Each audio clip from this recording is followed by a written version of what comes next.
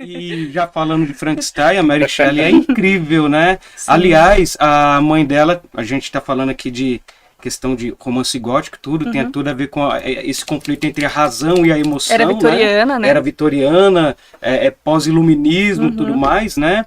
A mãe da Mary Shelley foi a Mary Wollstonecraft Shelley, né?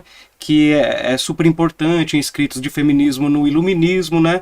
E aí vem a Mary Shelley. Quantos anos ela tinha? 18, 19? Ela tinha 18. É que o Shelley é do esposo dela, né? Aham. Que inclusive fez lá a introdução, queria publicar como se fosse um livro dele, mas ela tinha 18 na noite daquele desafio. Então o que foi esse desafio tão importante?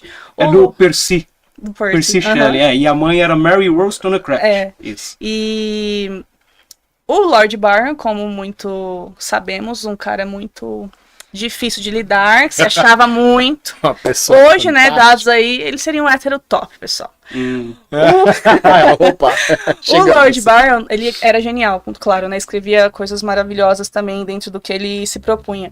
Mas ele desafiou todo mundo, então desafiou a Mary, o esposo, na época noivo ainda, o médico dele, que é o Polidori, e a irmã da Mary também estava juntos. Gente, vamos escrever para passar essa noite aqui, uma noite soturna, uma noite de tempestade, né? Tudo a ver com gótico. Vamos escrever contos de terror? E o melhor vai ganhar. Começaram a escrever aqui, escreveram lá, tal. O menos conhecido até hoje é o que o Byron escreveu, tá, pessoal? O mais conhecido é o que a Mary escreveu. Então, o Frankenstein, ele nasceu desse conto em 1816 e ele virou o Frankenstein mesmo em 1818 com a primeira publicação. Você tem uma versão... Que, aliás, eu tenho a primeira versão que eu li aqui, né? Que é uma versão da editora Ática, né? E é uma versão bem antiga, mas bem gostosa de ler. Bem boa. Tem algumas versões atuais muito bonitas, né? Sim. Mas essa aqui eu guardo com carinho, porque foi a primeira, né? A primeira que te marcou, né? Eu tenho algumas. Quando eu gosto de um livro, eu tenho algumas edições. Eu trouxe pra vocês uma que é original no inglês, que ela é uma tradução direta da terceira edição da Mary Shelley de 1831. Eu gosto muito porque tem todo um cuidado da introdução dela, também que ela fez em 81, em 31. Ela explica as mudanças de texto que ela fez, são só algumas mudanças sintáticas, nada de conteúdo. E trouxe porque eu acho muito legal ler no original quando a gente pode. Eu entendo que não é sempre que a gente pode, porque tá em outro idioma. Mas às vezes a gente tem algumas possibilidades de comprar uns livros que são menorzinhos. Claro, procurar uma boa edição não é só você pegar o texto no original e não ser uma boa edição. Você tá com qualquer texto, não tem como. É assim como comprar um traduzido de algumas editoras que a gente sabe que não tem nomes muito bons. Pode ter um projeto gráfico muito bom, mas eu não vim aqui hoje para falar sobre isso. Mas dentro disso aí, se eu não me engano, quando ela lançou, quando ela publicou, ela não publicou com o nome dela, né? Não. Ela publicou com o nome do Percy e durante muitos anos ele ficou como escritor, e vendendo horrores. Vendeu que nem né? água. Ele recebendo os créditos, recebendo os louros, né? E todo mundo olhando para ele como se fosse o escritor E é uma coisa que Frankenstein. infelizmente acaba sendo comum, né? Esse apagamento. Já falamos disso Já em um outro falamos episódio. O pessoal ficou meio rebelde com isso, né? Mas não tem como você negar essas questões, principalmente porque as mulheres não podiam lidar com os próprios patrimônios.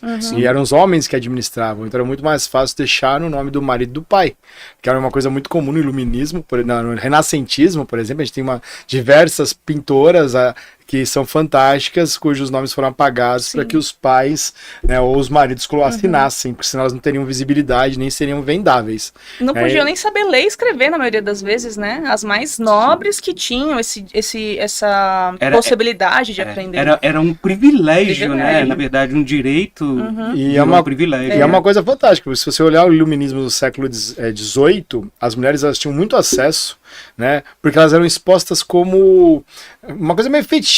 Nossa, ela vai falar sobre arte, ela vai falar sobre ciência, os grandes bailes, as grandes recepções que tinham em Londres, em Paris, onde as mulheres eram as anfitriãs, né? Tô errado aqui. E de repente você tem um recrudescimento. Século XIX, a mulher volta a ser colocada ali de lado, porque os homens são os grandes inventores, então eles tornam-se protagonistas de novo.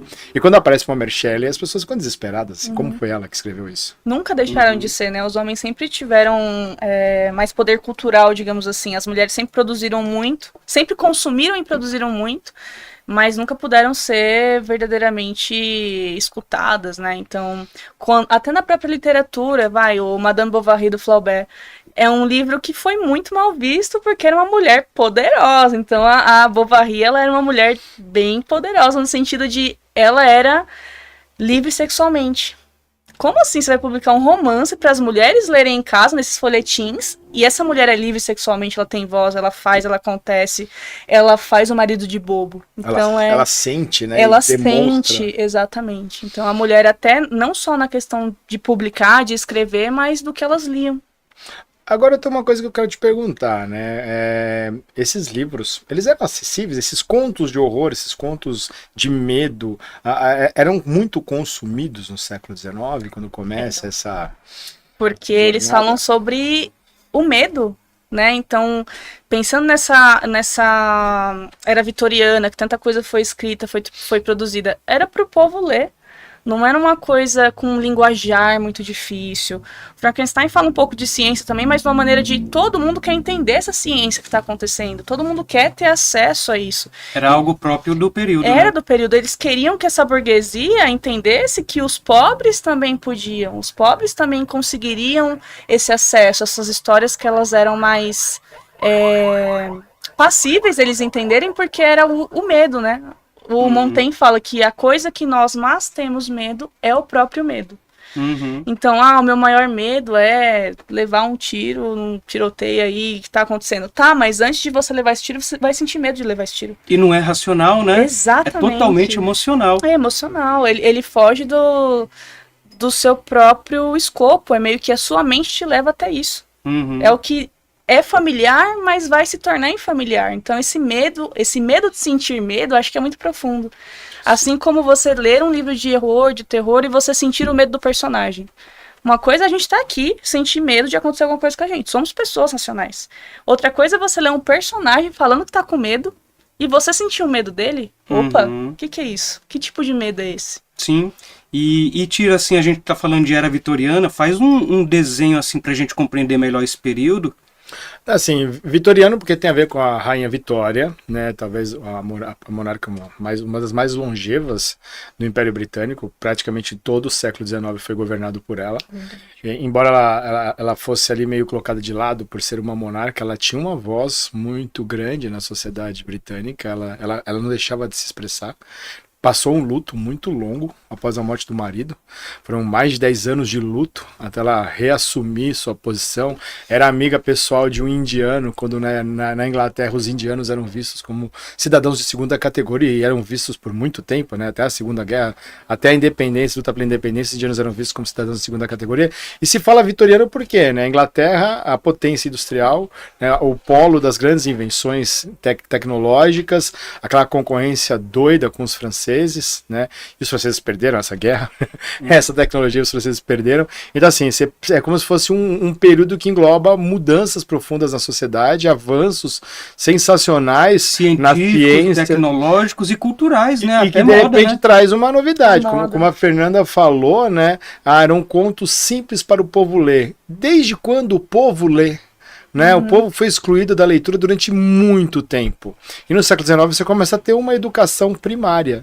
Né? A própria Revolução Francesa traz essa questão da educação universal para as pessoas. E de repente o povo começa a ler. Isso é assustador. Né? Imagina o povo começa a ler sobre política. Né? Vamos instigar o medo nas pessoas. Sim, muito bem.